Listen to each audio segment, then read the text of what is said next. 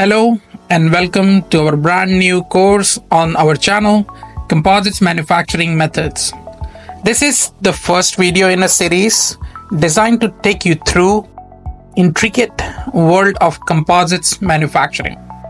From the basics to the advanced techniques that revolutionize industries from aerospace to sports equipment.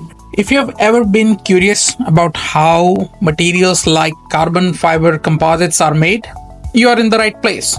Today, we are kicking things off with the fundamentals of composite manufacturing. Let's embark on this exciting learning journey. We begin with the core of composites manufacturing, which involves four fundamental phases: impregnation, layup, consolidation, and solidification. These stages are pivotal in creating high-strength, lightweight composite materials. Each phase plays a unique role, and their order can vary depending on the end-use application and the specific manufacturing process. It's this flexibility and adaptability that allows composites to meet high standards, particularly in thermoset and thermoplastic material used across various industries. First up, we have the impregnation and layup phases.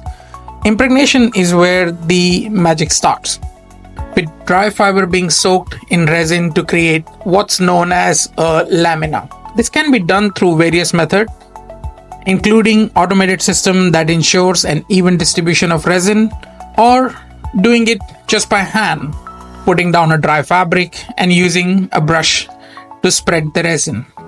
Then, during layup, these fibers or prepregs are strategically placed to build the composite part's thickness and strength, paying close attention to fiber orientation for optimal performance.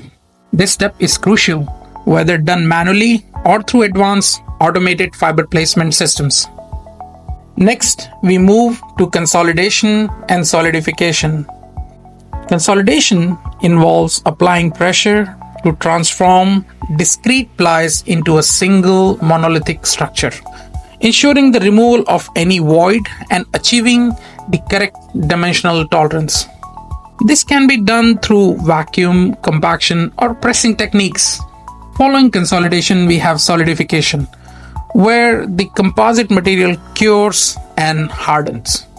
This process varies significantly between thermoplastics, which are solid at room temperatures and may require elevated temperature to begin with, and thermosets, which goes under a chemical transformation, emphasizing the need for controlled temperature and pressure conditions.